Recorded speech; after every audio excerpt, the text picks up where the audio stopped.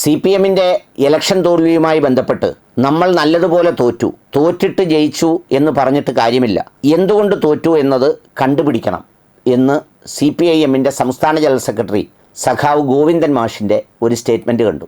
അത് കണ്ടുപിടിക്കുന്നു എന്ന് പറഞ്ഞപ്പോൾ സത്യസന്ധമായും അതിൻ്റെ കാരണങ്ങൾ കണ്ടുപിടിക്കാനുള്ള ഒരു അന്വേഷണത്തിൻ്റെ മാർഗത്തിലാണെങ്കിൽ ഇതിനെ അകലെ നിന്ന് നിരീക്ഷിക്കുന്ന ഒരാളെന്നുള്ള നിലയിൽ എനിക്ക് ചില കാര്യങ്ങൾ പറയാനുണ്ട്. നിഷ്പക്ഷ നിലപാടിൽ അതിനെക്കുറിച്ചാണ് എനിക്ക് പറയാനുള്ളത്.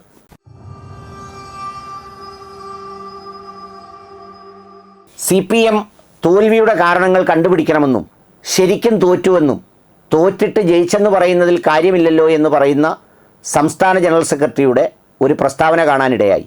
ഇതിനു മുമ്പൊക്കെയും തോൽവിയല്ല ജയമാണെന്ന് പറയാൻ വേണ്ടി പല വാദമുഖങ്ങളും നിരത്തിയെങ്കിലും യഥാർത്ഥത്തിൽ ഈ തോൽവിയുടെ ആഘാതം വ്യക്തമാക്കുന്ന സത്യത്തോട് ചേർന്ന് നിൽക്കുന്ന ഒരു സ്റ്റേറ്റ്മെൻറ്റാണ് അദ്ദേഹം പറഞ്ഞിട്ടുള്ളത്.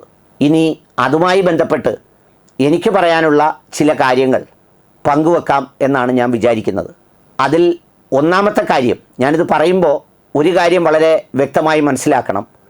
ഇവിടെ എപ്പോഴും രണ്ട് മുന്നണികൾ ജയിച്ചും തോറ്റും മാറിയും മറിഞ്ഞും കേരളത്തിൽ നിലനിൽക്കണമെന്നും എല്ലാ സാമൂഹിക വിഭാഗങ്ങളെയും എല്ലാ ജാതി സമവാക്യങ്ങളെയും അവർ ഉൾക്കൊണ്ടുകൊണ്ട് പോകണം എന്നും വിശ്വസിക്കുന്ന ആഗ്രഹിക്കുന്ന ഒരാളാണ് ഞാൻ.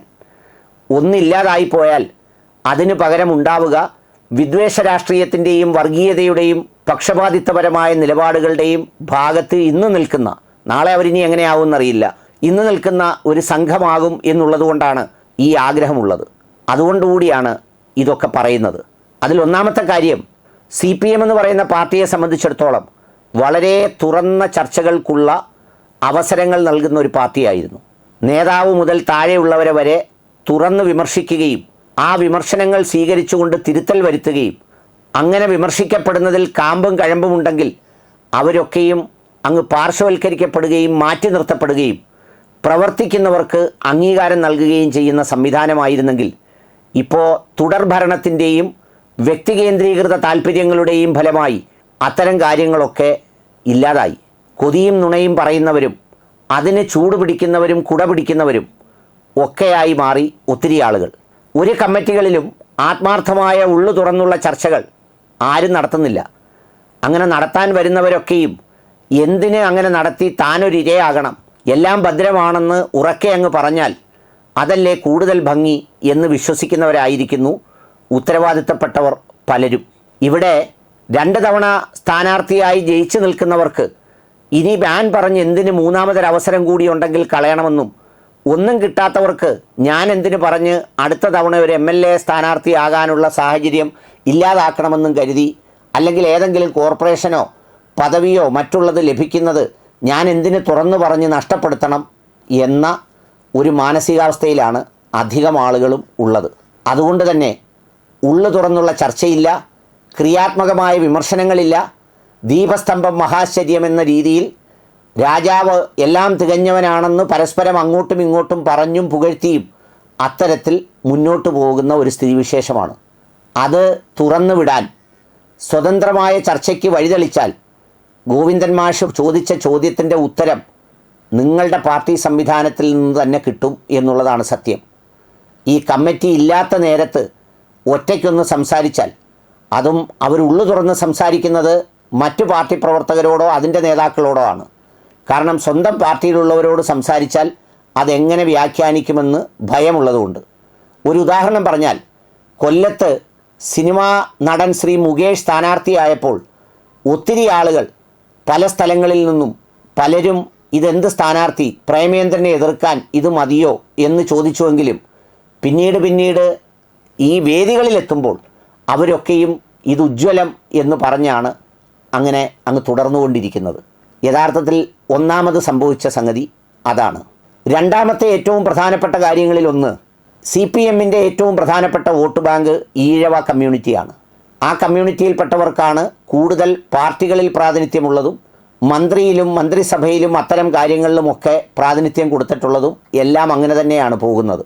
എന്നാൽ കഴിഞ്ഞ കുറേ നാളുകളായി, വ്യക്തമായി പറഞ്ഞാൽ SNDPയുടെ ആഭിമുഖ്യത്തിൽ BDJS രൂപം കൊണ്ടതിന് ശേഷം BDJS യഥാർത്ഥത്തിൽ മറുവശത്ത് നിന്ന് BJP രാഷ്ട്രീയ കക്ഷിയുമായി ചേർന്ന് കേന്ദ്ര സർക്കാരിൻ്റെ ഒരു സംരക്ഷണയോടെ കേരളത്തിലും ആ പാർട്ടിയെ അധികാരത്തിൽ കൊണ്ടുവരാൻ വേണ്ടിയുള്ള പരിശ്രമങ്ങളാണ് നടത്തുന്നത് എന്ന് എല്ലാവർക്കും അറിയാവുന്നതാണ്. അതിനുവേണ്ടി എല്ലാ പ്രവർത്തനങ്ങളും എല്ലാ സംവിധാനങ്ങളും പ്രാർത്ഥനാ ഗ്രൂപ്പുകളും മറ്റുള്ളവയെല്ലാം ഉപയോഗിക്കപ്പെടുന്നുണ്ട് എന്ന് താഴെത്തട്ടിലെ എല്ലാ സഖാക്കൾക്കും അറിയാവുന്നൊരു സംഗതിയാണ്. പക്ഷേ അതിനെ ഏത് സമീപനത്തിൽ സമീപിക്കണമെന്നും എന്താണതിൽ നമ്മുടെ നിലപാടെന്നുമുള്ളത് മുകളിലത്തെ തട്ടിൽ നിന്നും കൃത്യമായി യാതൊരു വിധമായ നിർദ്ദേശമോ അത്തരം കാര്യങ്ങളോ കൊടുക്കുന്നതേയില്ല എന്നതാണ് സത്യം. ഇടയ്ക്കിടെ വെള്ളാപ്പള്ളി നടേശൻ സാറ് കേരളത്തിൻ്റെ മുഖ്യമന്ത്രിയെ പൊക്കി 4 സ്റ്റേറ്റ്മെൻറ്റുകൾ പറയുന്നതിൽ അങ്ങ് അവസാനിക്കുന്നു കാര്യങ്ങളൊക്കെയും. അതിന് താഴോട്ട് ഈ പ്രവർത്തനം വളരെ ശക്തമായി നടക്കുന്നുണ്ട് എന്നുള്ളത് പാർട്ടിക്കാർക്ക് തിരിച്ചറിയാൻ കഴിയുന്നില്ല എന്നൊന്നും ഞാൻ മനസ്സിലാക്കില്ല. കാരണം എപ്പോഴും ഗ്രൗണ്ട് അറിയാവുന്നവരാണ് CPMൻ്റെ ഈ പാർട്ടിയുടെ താഴെത്തട്ടിലുള്ളവർ. പക്ഷേ അവരാരും അത്തരം കാര്യങ്ങൾക്ക് മുന്നിട്ടിറങ്ങുന്നില്ല. അതിനോടൊക്കെ കോംപ്രമൈസ് ചെയ്ത് അതിനോടൊക്കെ സന്ധി ചെയ്ത് അത്തരം കാര്യങ്ങളുമായിട്ടാണ് മുന്നോട്ട് പോകുന്നത്. ഓർത്തു നോക്കൂ, തുഷാർ വെള്ളാപ്പള്ളി അദ്ദേഹം ഒരു കേസിൽ കുടുങ്ങി ദുബായിലായപ്പോൾ അദ്ദേഹത്തിന് വേണ്ട സഹായങ്ങളിൽ ഇടപെട്ടത് വാർത്തകളിൽ നിന്ന് ഞാൻ വായിച്ചറിഞ്ഞത് മുഖ്യമന്ത്രിയാണ് എന്നുള്ള തരത്തിലാണ്. അവിടുത്തെ പ്രവാസി വ്യവസായികളുമായൊക്കെ ബന്ധപ്പെട്ടാണ് പലതും ചെയ്ത നാട്ടിൽ വന്നതെന്നൊക്കെയാണ് അന്ന് കേട്ടത്. ഞാൻ പറയുമ്പോൾ അപ്പോൾ ഒരു വശത്ത് മുഖ്യമന്ത്രിയോട് സൗഹൃദം പുലർത്തുകയും മറുവശത്ത് ഈ പാർട്ടി ദുർബലമാക്കുന്ന തരത്തിലുള്ള ഏർപ്പാടുകളും തുടരുന്നു എന്നുള്ളതിൻ്റെ തെളിവ് കൂടിയാണ് ഈ താഴെത്തട്ടിലെ തെരഞ്ഞെടുപ്പിൽ കണ്ടത്. ഒരുപക്ഷെ VS ആയിരുന്നു ഈ സ്ഥാനത്തെങ്കിൽ, പാർട്ടി സെക്രട്ടറിയായോ അല്ലാതെയോ ഉണ്ടായിരുന്നതെങ്കിൽ ഇതിനു മുമ്പേ ഈ വിഷയത്തെ താഴെത്തട്ടിൽ വ്യത്യസ്തമായ രൂപത്തിൽ കൈകാര്യം ചെയ്യുമായിരുന്നു. കൈകാര്യം ചെയ്യാൻ കഴിയാത്ത പാർട്ടി അല്ല CPM.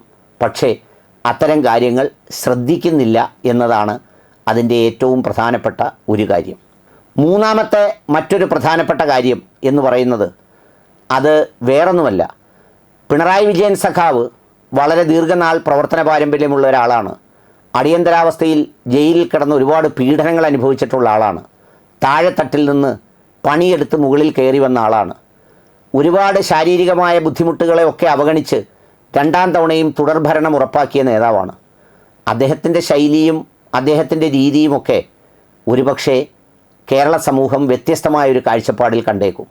എന്നാൽ പലപ്പോഴും കണ്ടുവരുന്നത് ഈ നേതാവിനെ പോലെ തന്നെ താഴെ വരെ ഉള്ളവർ അതിൻ്റെ ഒരാളുകളായി മാറി ആ ഭാഷയിൽ സംസാരിക്കുകയും ആ രീതിയിൽ കൈകാര്യം ചെയ്യുകയും ഈ സമൂഹത്തിലെ നിഷ്പക്ഷരെന്നോ അല്ലെങ്കിൽ തുല്യമകലം പാലിക്കുന്നവരെന്നോ അല്ലെങ്കിൽ പ്രത്യേകിച്ച് രാഷ്ട്രീയ തിമിരമില്ലാത്തവരെന്നോ ഉൾപ്പെടുന്നവരെയൊക്കെ അവരവരുടെ താല്പര്യത്തിന് വ്യാഖ്യാനിച്ച് വേറെ ഏതെങ്കിലും പാർട്ടിയിൽപ്പെടുത്തി അവരെയൊക്കെ കൈകാര്യം ചെയ്ത് ശത്രുവാക്കുന്ന ഏർപ്പാട് 10 വർഷമായപ്പോഴേക്കും അതിൻ്റെ കൊടുമ്പിരിയിലെത്തി എന്നുള്ളത് താഴെത്തട്ടിലെ പലരോടും സംസാരിച്ചാൽ മനസ്സിലാവുന്നതാണ്. പല കാര്യങ്ങൾക്കും വേണ്ടി കാശ് നേരിട്ട് ചോദിക്കുന്നവർ, സാധാരണ ഡൊണേഷനും പിരിവൊന്നുമല്ല ഞാൻ ഉദ്ദേശിക്കുന്നത്, പല കാര്യങ്ങളും നടത്തിയെടുക്കുന്നതിന് വേണ്ടി അത്തരം കാശ് ആവശ്യപ്പെടുന്നവർ, അത് പല രീതിയിൽ മാനേജ് ചെയ്യുന്നവർ, അതിൻ്റെ ഏർപ്പാടുകളൊക്കെയും ഇതിനകത്ത് വരുന്നു. കൂടാതെ താഴെത്തട്ടിൽ പണിയെടുക്കുന്ന ഒരുപാട് ആളുകളെ സൈഡ് ലൈൻ ചെയ്ത് മറ്റു പല രൂപത്തിലും അധികാരസ്ഥാനത്തോട് അടുത്ത് നിൽക്കുന്നവർ എന്ന മേൽവിലാസം ഉണ്ടാക്കി നിറഞ്ഞാടി എല്ലാവരും ഇങ്ങനെ നിൽക്കുന്ന ഒരു സാഹചര്യം കൂടിയുണ്ട് എന്നുള്ളത് ഈ തോൽവിയുടെ ആഘാതം വർദ്ധിപ്പിക്കുന്ന ഒരു പ്രധാനപ്പെട്ട കാര്യമാണ്. പൊതുവായി ഉയരുന്ന ആക്ഷേപങ്ങളും ഈ പറയുന്നത് പോലെ കമ്മ്യൂണിസ്റ്റ് പാർട്ടിയും കമ്മ്യൂണിസ്റ്റ് ജീവിതവും എന്നൊക്കെ പറയുന്നത് എല്ലാ പ്രതിസന്ധികളെയും പ്രതികൂല സാഹചര്യങ്ങളെയും നേരിട്ടുകൊണ്ട് നിലനിന്ന വളർന്നു വന്നൊരു പ്രത്യയശാസ്ത്രമാണ്.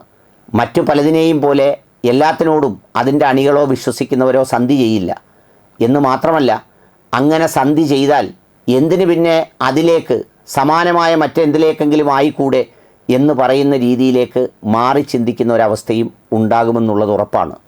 അത്തരം കാര്യങ്ങളൊക്കെയും ഇതിൽ കടന്നുകൂടിയിട്ടുണ്ട് എന്നതാണ് സത്യം. ഇത് കണ്ടുപിടിക്കണമെന്ന് പറയുമ്പോഴും ഗോവിന്ദൻ മാഷിനെ പോലെ ഒരാൾക്ക്, പിണറായി വിജയൻ സഖാവിനെ പോലെ ഒരാൾക്ക് അതിൻ്റെ ഒരു 70% എത്തി നിൽക്കുന്ന അവസ്ഥയെ സംബന്ധിച്ച് ധാരണയുണ്ടാകും എന്നാണ് ഞാൻ കരുതുന്നത്. അതുകൊണ്ട് സത്യസന്ധമായ അന്വേഷണം നടത്തി ഈ പാർട്ടിയെ അതിൻ്റെ വോട്ട് ബാങ്കിൽ ഉറപ്പിച്ച് നിർത്തി ഒരു മുന്നണി സംവിധാനത്തെ ഭദ്രമാക്കി ഈ പറയുന്ന മാറിയും തിരിഞ്ഞും അല്ലെങ്കിൽ തുടർഭരണത്തിൻ്റെ നെഗറ്റീവ് സംഗതികൾ, ആൻറ്റി ഇൻകുംബൻസി ഒഴിവാക്കി നിലനിൽക്കാൻ ശ്രമിച്ചില്ലെങ്കിൽ അത് രാഷ്ട്രീയ പാർട്ടിയുടെ അല്ലെങ്കിൽ CPIMൻ്റെ പതനത്തിൽ മാത്രമല്ല, മറിച്ച് അത് മറ്റു പലതരത്തിലേക്കും എത്തപ്പെടുമെന്നുള്ളത് എല്ലാവർക്കും അറിയാവുന്നതാണ്. കമ്മ്യൂണിസ്റ്റ് പാർട്ടി നിർദ്ദേശം കൊടുത്തത് പ്രകാരം എല്ലാ ദേവാലയങ്ങളിൽ നിന്നും സഖാക്കൾ പിന്മാറണമെന്ന് പറയുന്ന ഒരു തിരുത്തൽ രേഖയൊക്കെ പണ്ട് കൊണ്ടുവന്നു. അത് അക്ഷരാർത്ഥത്തിൽ അങ്ങ് നടപ്പിലാക്കപ്പെട്ടു.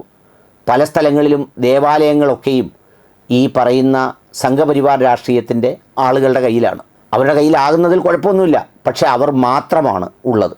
അതിനു പകരം ആ പ്രദേശത്തുള്ള എല്ലാ വിശ്വാസികളെയും ഉൾക്കൊള്ളുന്ന തരത്തിലേക്കൊക്കെയും അതിനെ മാറ്റിയെടുക്കുവാനും അത്തരം കാര്യങ്ങളൊക്കെയും ആ നിലയിലേക്ക് എത്തിക്കുവാനും കഴിഞ്ഞെങ്കിൽ മാത്രമേ ഈ പറയുന്ന ഡാമേജുകൾ പരിഹരിക്കാനാവൂ.